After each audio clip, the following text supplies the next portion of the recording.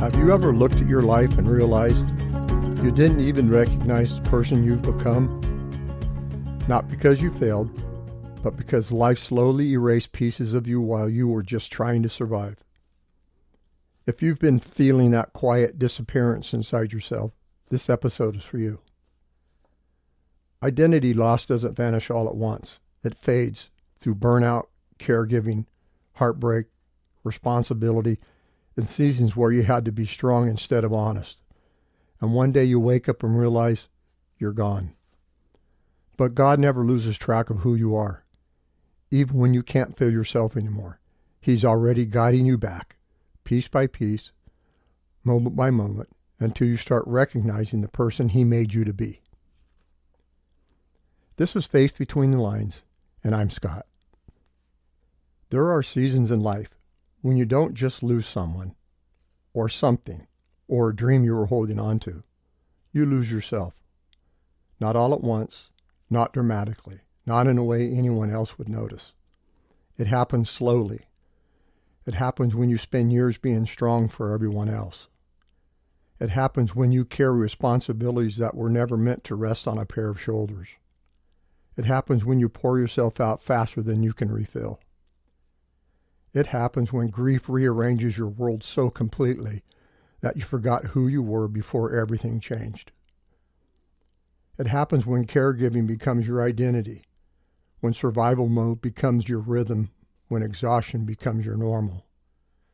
And one day you look in the mirror and you realize you don't recognize the person staring back.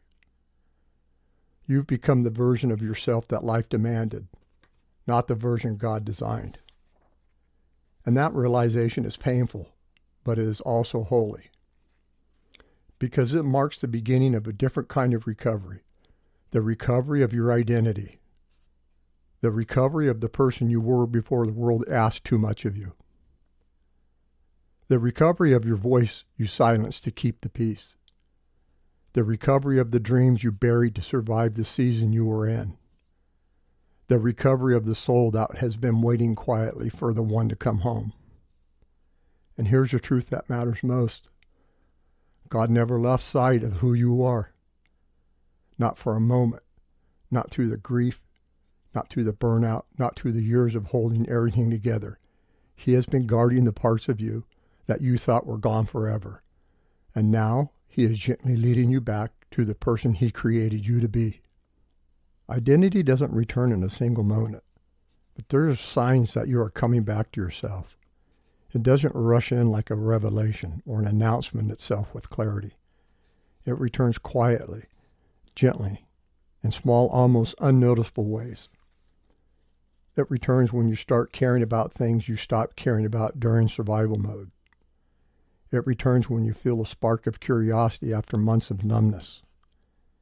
It returns when you hear your own laughter and realize you haven't heard that in a long time.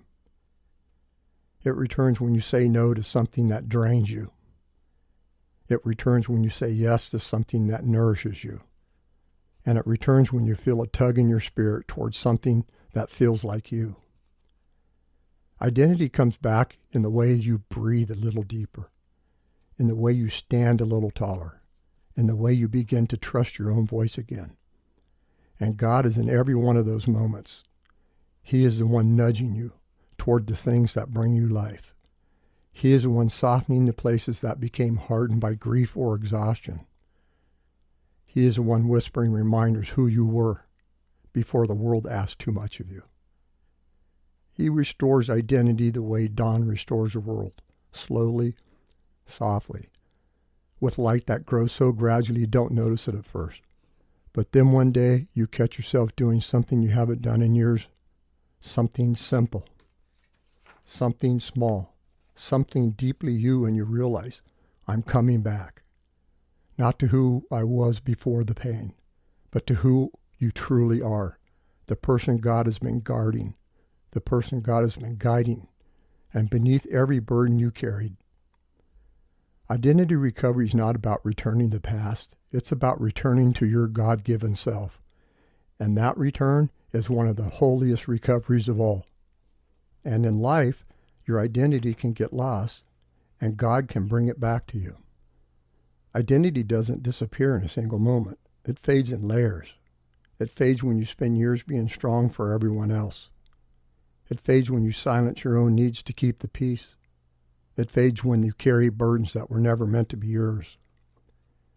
It fades when grief rearranges your world so completely that you forgot who you were before the loss. It fades when caregiving becomes your entire life and you forget what it feels like to have life of your own. It fades when you stop dreaming because dreams feel dangerous. It fades when you stop resting because resting feels impossible.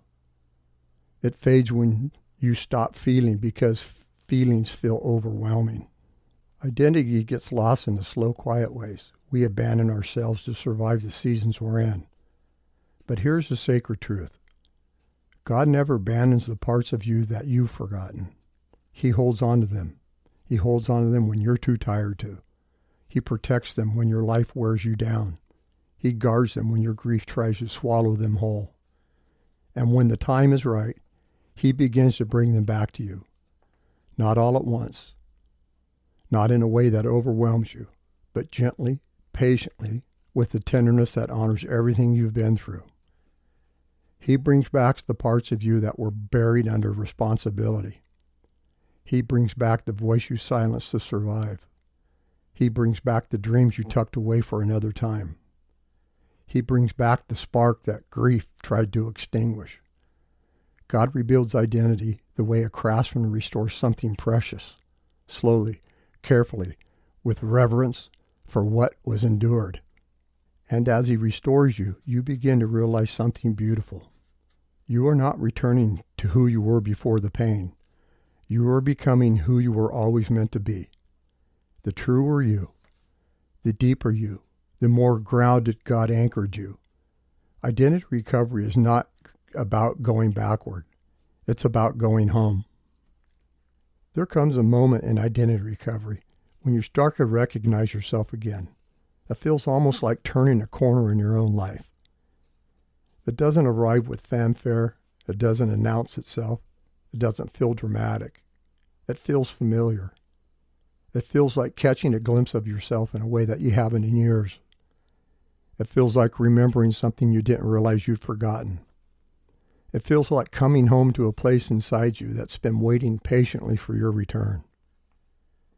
You notice it in small ways first, in the way you speak with more honesty, in the way you choose rest without guilt, in a way that you stop apologizing for taking up space. You notice it when you feel a spark that grief once dimmed. You notice it when you feel a pull towards something that feels deeply you. You notice it when you stop shrinking to make others comfortable. And God is in every one of those moments. He is the one reminding you that you were never meant to disappear into responsibility, into exhaustion, into grief, or into survival.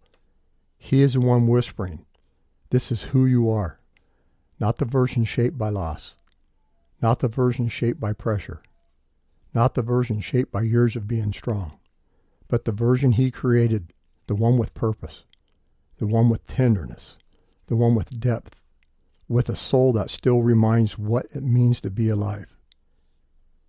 Identity recovery is not about becoming someone new.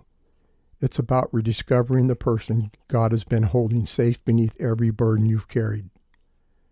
And when you begin to recognize yourself again, you realize something sacred.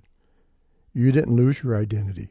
It was waiting for you, protected and preserved, held by God until you are ready to return to it. This is the moment when recovery becomes resurrection, the rising of your true self back into the light. As a reflection of this episode, Recovering Your Identity, I wrote a poem for it called The Returning. There's a part of you that never left though life pulled you far away, a quiet spark beneath the ashes waiting for its day. There's a voice inside you rising, soft as morning's first light, calling you back to the person you lost somewhere in the fight. God has held your trusted self in hands both gentle and strong, keeping safe the parts of you that felt forgotten for so long. And now you feel the stirring and warmth beneath the pain, a sense that who you are is finding breath again. Not the you from yesterday, not the you shaped by fear, but the soul God always knew slowly drawing near. Identity returns in whispers, in moments small and true, in the quiet realization, I think I'm becoming me anew. And though the road is winding and the healing slow to see, God walks each step beside you as you return to who you were meant to be. That poem reflects this episode pretty well, I think, and also mirrors my own recovery. I would like to close this show with this blessing. May God guide you gently as you return to the parts of yourself that life asks you to set aside.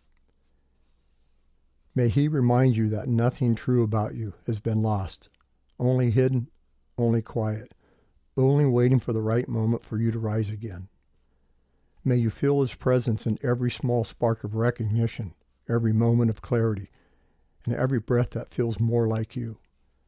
May He restore the pieces of your identity that were worn down by grief and by responsibility, by exhaustion and by seasons that were hard and had no choice but to survive. May He bring back your voice, your courage, your tenderness, your dreams, not as they once were, but as they were meant to be now. And may you trust this. As you continue your journey, you are not returning to who you used to be. You are returning to who God has always known you are. May His peace steady you, His love surround you, and His hand lead you as you come home to yourself, one sacred step at a time. This is another piece in my recovery arc. I hope that something resonated with you. Your comments are always welcome. You being here in this space matters. This is Faith Between the Lines, and I hope I met you right where you are. And until next time, remember, you are never walking alone.